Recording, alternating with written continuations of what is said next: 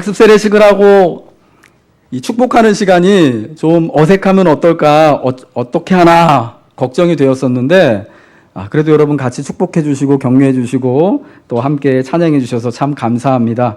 여러분 오늘은 참으로 복된 날입니다. 좋은 날입니다. 아멘이시죠? 예, 우리 가운데 또 우리 세례 받으시는 분들이 또 유아 세례와 입교하는 또 학습받는 우리 학생들이요. 우리 교회에, 우리 그리스도의 교회, 이 노건교회 한 또 정식 교인으로서, 멤버로서 우리 함께 축복하고 그런 격려하는 그런 날이기 때문입니다. 그리스도인들에게 세례는요, 두 번째 생일과 같습니다. 첫 번째는 어머니의 모태로부터 태어나는 육신의 생일이 있고요. 두 번째는 그리스도인으로서 세례를 받고 이제 죄인에서 하나님이 인정하신 의인이 되는 것을 거듭난 것을 기념하는 날이기 때문에 세례가 그리스도인에게는 두 번째 출생과 같은 여러분 그러한 날인 것입니다. 이 땅에 태어난 모든 사람들은요, 자기가 태어난 날들을 기념하고 죽을 때까지 그 순간을 축하하면서 지킵니다.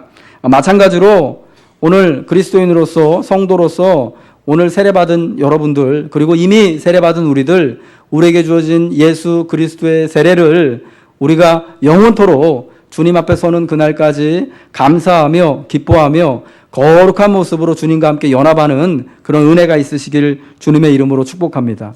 저는 그래서 오늘 이 세례와 관련해서 세 가지 간략하게 여러분에게 말씀을 나누고 함께 은혜를 누렸으면 좋겠습니다. 여러분, 세례는 시작을 의미하는 것입니다. 성도들이 공식적으로 이제 기독교 공동체, 교회 안에 노건교회의 정식 교인이 되는 것이 바로 이 세례를 통하여서 이루어진 것입니다. 세례의 원래 의미는 잠긴다라는 뜻이 있습니다. 원래 세례를 받을 때 물속에 푹 잠겼다가 나옵니다. 물속에 잠기든지 혹은 오늘날 우리처럼 약식으로 물을 그 머리에 뿌리든지, 세례는 그 세례 때의 물로 말미암아 이전까지 있었던 내 모든 죄악된 것들을 다 씻어버린다라는 의미가 있습니다. 여러분, 세례에는 죄를 씻는 의미가 있습니다. 또한 이 죄를 씻김으로 말미암아서 이제 세례자가 그리스도와 더불어 연합한다라는 의미가 있는 것입니다. 로마서 6장 3절과 4절 말씀은 그러한 사실을 우리에게 분명히 말씀해주고 있습니다. 그리스도와의 연합이 세례를 통해서 어떻게 나타나느냐? 세례를 통하여서 우리는 그리스도께서 죽으심같이 우리도 세례를 통하여서 우리의 육신이 죽었음을 고백하는 것입니다.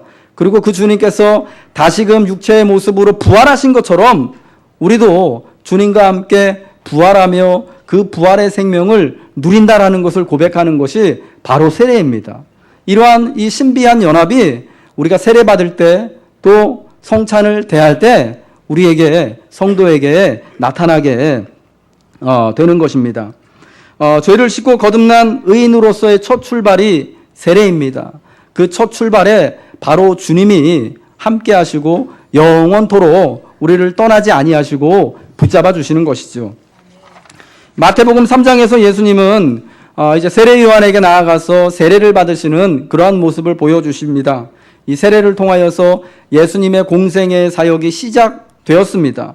그때 세례 요한은 세례를 받으러 오시는 주님을 말립니다. 내가 당신에게 세례를 받아야 할 터인데 어떻게 당신이 내게로 오십니까? 라고 말을 하죠. 그때 예수님이 이렇게 대답하십니다. 이제 허락하라. 우리가 이와 같이 하여 모든 의를 이루는 것이 합당하니라. 예수님은 죄가 없으신 분입니다. 그래서 죄 씻는 세례를 받을 필요가 없지요. 그러나 예수님은 마치 죄인과 같이 저와 여러분처럼 이 물 세례를 받으셨습니다. 그 이유가 뭐냐? 그 세례를 받으심으로 하나님의 모든 의를 이루셔야 하기 때문입니다. 예수님이 이루시는 하나님의 모든 의는 무엇이냐? 이제 예수 그리스도로 말미암아 예수님을 구주로 고백하고 예수님의 이름으로 세례를 받아 성도가 되어서 하나님의 자녀가 되고 그리스도의 의의 옷을 입는 저와 여러분 같은 성도들에게 하나님의 의를 더하여 주시는 것, 그래서 하나님의 나라와 하나님의 교회를 이루는 것이 바로 하나님 예수님이 이루시는 하나님 나라의 모든 의라는 것이었습니다. 또한 예수님은요, 이 세례의 모범을 우리에게 보여주신 것입니다.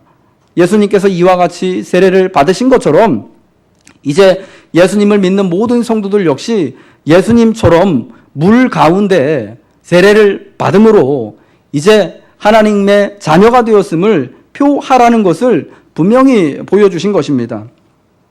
하나님의 의를 이루기 위하여서 예수께서 세례를 받으셨을 때 하늘로부터 성령이 비둘기같이 임하였습니다. 또한 동시에 하늘로부터 하나님의 귀한 음성이 들렸습니다. 이는 내 사랑하는 아들이요 내 기뻐하는 자라.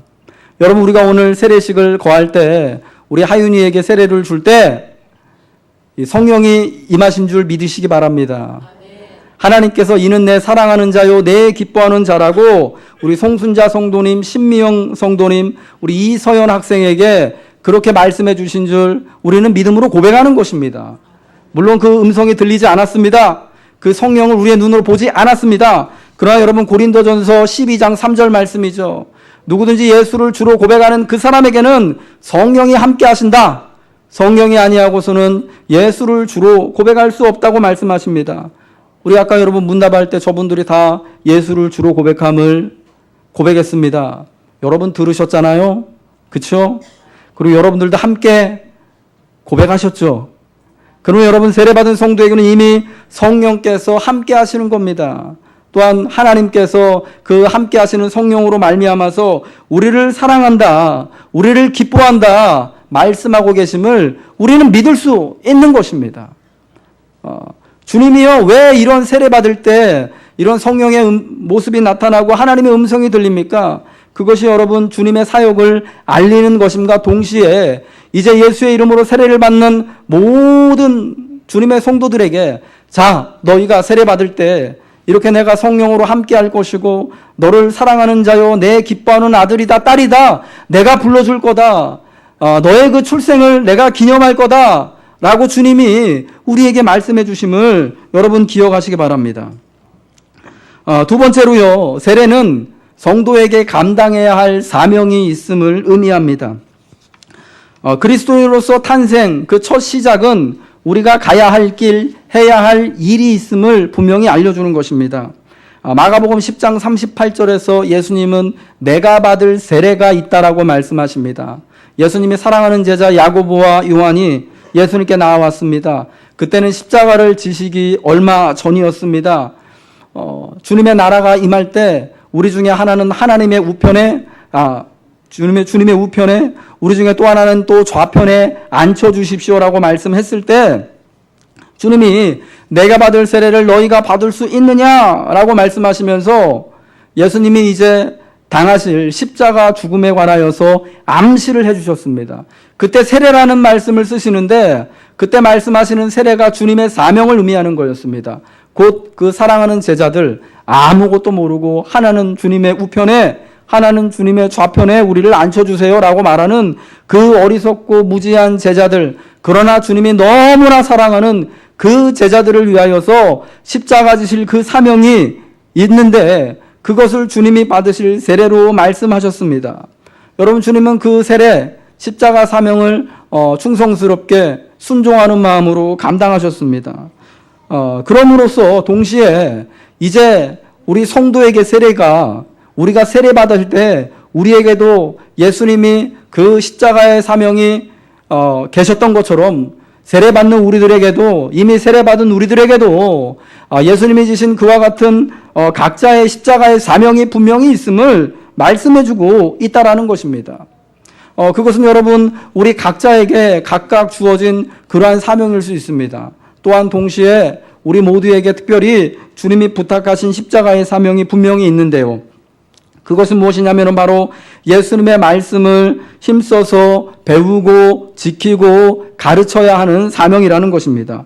예수님이 부활하시고 승천하실 때 제자들에게 다음과 같이 당부하셨습니다. 마태복음 28장 19절 20절 마태복음의 마지막 절 말씀이죠. 너희는 가서 모든 민족을 제자로 삼아 아버지와 아들과 성령의 이름으로 세례를 베풀고 내가 너희에게 분부한 모든 것을 가르쳐 지키게 하라. 아멘. 세례를 베풀고 어떻게 하라고 하셨다고요? 내가 너희에게 분부한 모든 것을 가르쳐서 지키게 하라고 말씀하신 것입니다.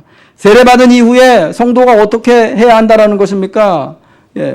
주님이 우리에게 분부한 것들, 주님이 우리에게 말씀해 주신 그 복음의 말씀을, 또 복음의 사명을 우리가 배우고 또 지키고 가르치라는 그러한 말씀이라는 것입니다. 그러므로 여러분, 세례받은 성도는요, 무엇보다도 예수 그리스도의 말씀에 대해서 힘을 다해 배우는 사람이 되어야 합니다. 아멘이시죠? 네. 이것이 세례받은 우리들의 사명입니다. 말씀과 믿음을 듣고 또 지식으로만 가지고 있는 것이 아니라 야고보서에 말씀한 것처럼 행함으로 우리의 믿음 드러낼 수 있도록 해야 한다라는 것입니다. 여러분, 그러므로 성도들에게 세례는 그냥 끝이 아닙니다. 시작입니다. 더욱 힘써 예수 그리스도의 말씀을 듣고 배우고 나아가 가르쳐야 하는 그러한 사명이 저와 여러분에게 있는 것입니다. 여러분, 우리는 누구나가 다 가르침의 사명이 있습니다. 복음을, 내가 배운 그 복음을 남에게 이야기할 사명이 있다라는 것입니다. 물론 우리는 온전하지가 않습니다. 잘 알지가 못하고 우리는 부분적으로 알고 있습니다. 그러나 내가 배운 그 말씀을, 내가 받은 그 은혜를 우리가 마치 고백과 같은 형태로 스승의 자리에서가 아니라요, 여러분. 무슨 말씀인지 이해하시죠? 선생의 자리에서가 아니라 그냥 신앙인의 자리에서 우리 신앙을 덤덤히 말하고 고백하는 것, 이게 여러분, 우리가 바로 주님이 말씀하신 것을 이렇게 가르치는 것이 되는 겁니다. 전하는 것이 되는 것입니다. 여러분, 이러한 사실을 기억하시고 여러분, 먼저 배우십시오. 그리고 힘써서 또 내가 배운 그 믿음을 고백하고 전할 수 있는 은혜가 있어야 할 줄로 믿습니다. 마지막 세 번째로요, 세례는 그리스도와의 연합일 뿐만 아니라 성도와의 연합임을 믿으시기 바랍니다. 여러분, 세례는 성도와 성도 사이의 연합을 의미합니다. 바울은 오늘 본문에서 세례를 예수 그리스도와의 연합이라고 말씀하지 않았습니까? 여러분, 그런데 그리스도와의 연합은 곧 교회와의 연합이에요. 성도와의 연합입니다. 왜냐하면 교회는 그리스도의 몸이고 그는 교회의 머리시기 때문입니다. 여러분, 너무 잘 알고 있죠? 우리가 계속해서 이번 달에 말씀 묵상했잖아요. 골로새서 1장 18절 말씀에 뭐라고 말씀해주고 있죠? 그가 교회의 근본이다. 그는 몸인 교회의 머리다. 예수님이 교회의 머리고 예수님이 교회의 근본이시라는 겁니다. 모든 것이라는 것입니다. 그렇기 때문에 세례를 통하여서 예수님과 연합한, 함께한 사람들은 예수님의 몸인 예수님의 교회와 옆에 계신 성도 한 사람 한 사람들과 함께 연합하는 것입니다. 여러분, 세례를 받는 것의 그 의미는 세례받는 그 혼자만의, 그 한 사람만의 어떤 그 특별하고 또 나 혼자만 축복받고 나 혼자만 격려받고 축하받을 만한 그런 일이 아니라는 것입니다. 여러분, 세상의 어떤 출생도 혼자 축복받고 혼자 축하하고 하는 그런 출생, 그런 생일은 없는 줄 기억하시기 바랍니다. 한 생명의 탄생이요, 그 자신에게만 의미 있는 것이 아니라 부모들에게도 굉장히 의미가 있지 않습니까? 자녀가 태어나면요, 그냥 아이가 한 사람이 태어나는 것만 그친 게 아니라요, 부모로서 또 다른 사람이 태어나는 겁니다. 맞지요, 여러분? 진짜 다른 사람이 되는 거고 다른 인생을 사는 겁니다. 그뿐만이 아니죠. 아이가 태어나면 할머니가 되기도 하고 할아버지가 되기도 하고, 그래서 이 자녀를 통하여서 태어난 당사자뿐만 아니라 부모가 함께 축복하고 또 기뻐하고 그 부모의 부모가 함께, 이웃들이 함께 기뻐하는 것을 우리가 너무 잘 알고 있습니다. 저희 큰 아이가 태어났을 때요, 이 병원으로 아내가 사역하던 교회에서 주일학교 선생님들이 예쁘게 꽃다발과, 정말 풍성한 꽃다발과 풍선 하트 모양을 이렇게 데코레이션을 하셔가지고 병원으로 보내주셨습니다. 그래서 그 병원 산모 입원에 있는 그 출입문에다 이렇게 떡하니 붙여놨어요. 그러니까 함께 축복해 주신 거죠. 아이의 출생을요. 너무 기쁘고 감사하더라고요. 이게 한 사람이 태어났는데 그냥 한 사람의 생명의 기쁨으로만 끝나는 것이 아니라 모든 사람이 함께 그렇게 기뻐하는 거더라고요. 저희 교회는 보니까 특별히 할아버지들이 더 기뻐하시는 것 같은데, 여러분 이와 마찬가지로 이 세례는요, 두 번째 출생이잖아요. 자기만의 기쁨이 아닙니다. 함께 기뻐하고 함께 축복하고 함께 격려하는 것이 바로 오늘 이 세례의 의미라는 것입니다. 그래서 이 세례 받는 자리에, 성찬의 자리에 우리가 교회로서, 성도로서 그리스도에 연합하는 한 몸으로서 함께하는 줄 믿으시기 바랍니다. 세례 없이 그리스도인이 될 수 없는 것처럼 그리스도와의 연합된 축복에 참여하는 이 공동체, 이 교회 없이 그리스도인이 되는 일이 없음을 우리는 알아야 합니다.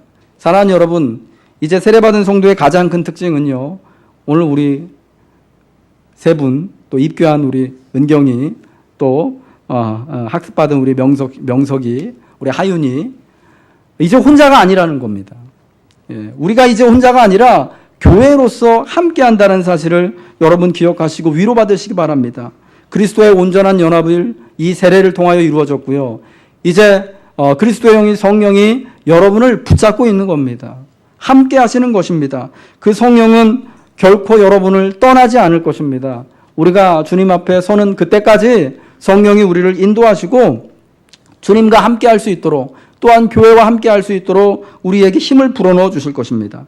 여러분, 오늘 이 거룩한 예식, 또 성찬을 통해서 우리가 다 그리스도 안에 한 몸으로 연합하고 있음을 기쁘게 고백하시길 바랍니다. 그리고 우리와 함께 그리스도와 연합하게 될 모든 지체들, 오늘뿐만 아니라 이제 내년에 또 성찬을 통하여서, 성례를 통하여서 우리가 또 전도하여서 아버지와 아들과 성령의 이름으로 세례를 줄 그 우리의 새 가족들을 위해서 우리가 연합해야 될 그 모든 지체들을 우리가 미리 오늘 축복했으면 좋겠습니다. 이제부터 우리는 영원토록 주님과 함께하는 사람들입니다. 복된 사람들입니다. 성도로서 우리의 연합은 그리스도로 말미암아 온전하게 될 것입니다.